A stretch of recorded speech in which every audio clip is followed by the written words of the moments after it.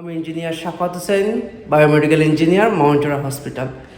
আজ আমি নিউরো পাওয়ার ড্রিল সম্পর্কে একটি অনলাইন ট্রেনিং শেয়ার করব। কিভাবে নিউরো পাওয়ার ড্রিল মেইনটেনেন্স করতে হয়, এটি রক্ষণাবেক্ষণ কিভাবে করতে হয়।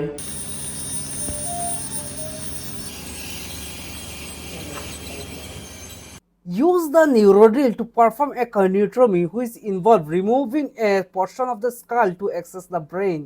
The drill is used to carefully cut through the brain, creating a bone flap that can be temporarily removed during the surgery. এই মেশিনটি বিব্রাউনের স্কেলাপ LN4 electric surgical power drill for microsurgery like neuro and spine, ENT, CMF or others microbone surgery. মেশিনের front সাইডে একটি irrigation section আছে যেখানে saline সেটের মাধ্যমে spray করা হয় এবং দুইটি হ্যান্ড পিস কানেক্টর আছে যেখানে ব্লু রিং দিয়ে ইন্ডিকেট করা আছে।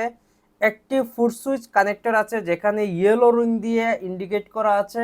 একটি টাচ স্ক্রিন ডিসপ্লে আছে যার মাধ্যমে আমরা কানেক্টিভিটি দেখতে পারবো, স্পিড কন্ট্রোল করতে পারবো এবং ইরিগেশন পার্সেন্টেজ গুলো করতে পারবো, মেশিনগুলো ক্যালিব্রেশন করতে পারবো।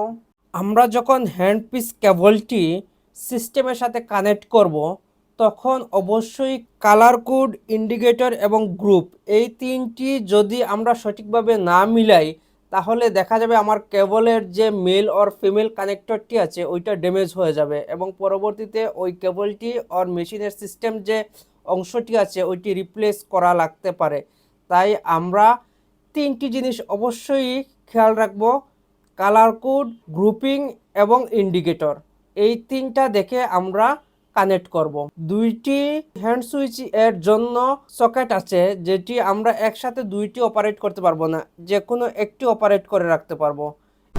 ইরিগেশনের জন্য স্যালাইন স্ট্যান্ডে রাখবো এবং অপোজিট যে টিউবটি আছে ওইটি আমরা হ্যান্ড পিসে কানেক্ট করব যাতে যখনই আমরা ড্রিলিং করি তখন স্প্রে করতে পারি।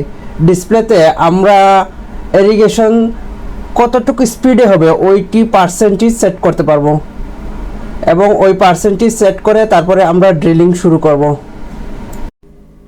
আমরা যখন ড্রিলিং কেবলটি সিস্টেমের সাথে কানেক্ট করব তখন অবশ্যই জিরো সাইনটি দেখে নিব। মেশিনে যে জিরো সাইনটি আছে এবং কেবলের যে মেল সাইড আছে ওই মেল সাইড এবং ফিমেল সাইড একসাথে মিলিয়ে নিব যে জিরো সাইনটি কোন জায়গায় আছে এবং কালার কোড রিংটি দেখে নেব।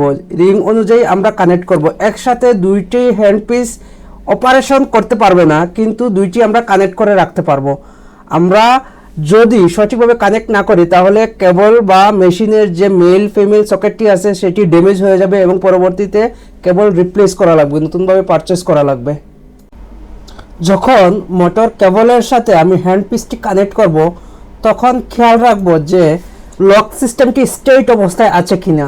হ্যান্ড পিসের লক এবং মোটর কেবলের লকটি স্ট্রেট করব এবং প্রথম যে চাপটি দিব, চাপ করার পরে আমার সাইডে একটি ইন্ডিকেটর আছে, একটি হোল আছে। হোলটিতে দেখব যে যখন প্রথম একটি প্রেস করব তখন এটি আনলক অবস্থায় থাকবে এবং সেকেন্ড প্রেস করার সাথে সাথে এটি লকড হয়ে যাবে। আমি যখনই হ্যান্ড পিস দিয়ে কাজ করব তখন এটি লকড অবস্থায় থাকা লাগবে এবং পরবর্তীতে যখনই এটি কাজ শেষ করব আনলক করে রাখবো। গোল্ডেন কালারের একটা সুইচ আছে, সুইচে প্রেস করে আমি যদি সামনের দিকে একটু টান দেই তাহলে হ্যান্ড পিসটি খুলে আসবে। মোটর কেবলটি যখন সোর্সের সাথে কানেক্ট করব তখন দেখব যে ইন্ডিকেটরটি কোন দিক দিয়ে আছে। আমরা লক সিস্টেমটি স্ট্রেট রাখবো এবং সাইড দিয়ে যে ইন্ডিকেটর আছে ওইটি খেয়াল রাখবো যে প্রথম চাপ দেওয়ার পরে একটি মেকানিক্যাল সাউন্ড হবে এবং সেকেন্ড চাপ দেওয়ার পরে এটি লক হবে এবং আরেকটি সাউন্ড হবে। খোলার সময় চাপ দিয়ে তারপরে টান দিয়ে খোলা লাগবে। যদি আমরা চাপ না দিই তাহলে ভিতরের মেকানিজমটি ভেঙে যাবে। ড্রিলটির তিনটি অংশ থাকে, অ্যান্টি ক্লকওয়াইজ এবং ক্লকওয়াইজ দিয়ে লক আনলক করা হয়। ক্লিনিংয়ের মাধ্যম হলো গিয়ে আল্ট্রাসনিক ক্লিনার। যখনই আমরা আল্ট্রাসনিক ক্লিনার দিয়ে এটা ক্লিন করি ভিতর থেকে যে বোনের যে অংশটি আছে এটি এবং ব্লাড এগুলো বাইর হয়ে যাবে। যদি আল্ট্রাসনিক ক্লিনার না থাকে তাহলে আমরা সফট ব্রাশ দিয়ে এটা ভালোভাবে ক্লিন করব এবং এটি খুবই কেয়ারফুলি আমরা ইউজ করব, না হলে শার্পনেসটা নষ্ট হয়ে যাবে। মেশিনে এখন ফুট সুইচটি কানেকশন আছে।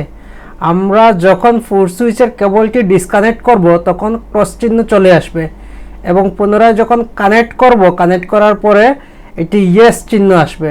তো আমরা ডিসপ্লেতে দেখে নেব যে আমাদের ফুট সুইচগুলো ঠিকমতো কানেক্টেড আছে কিনা। ফুট সুইচের কেবলটি আমরা কালার কোড দেখে সঠিকভাবে কানেকশন দিব, দেওয়ার পরে ফুট সুইচটিতে আমরা প্রেস করব। সিস্টেমের সাথে যখন মোটর কেবলটি কানেক্ট করব তখন ডিসপ্লেতে কিছুই দেখাবে না।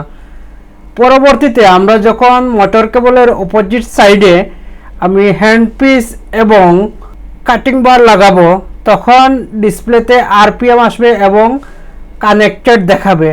আমরা মোটরের স্পিডটি সিলেক্ট করব এবং অপারেশনে যাব।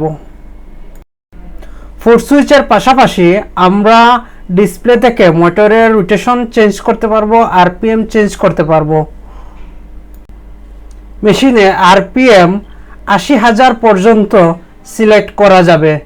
সিস্টেম এবং হ্যান্ডপিসগুলো খুবই এক্সপেন্সিভ। আমরা যত্ন সহকারে এটি ব্যবহার করব। ওয়াশিংয়ের সময় শার্পনেস নষ্ট না হয় খেয়াল রাখবো এবং ড্রাই করে রাখবো সব সময়।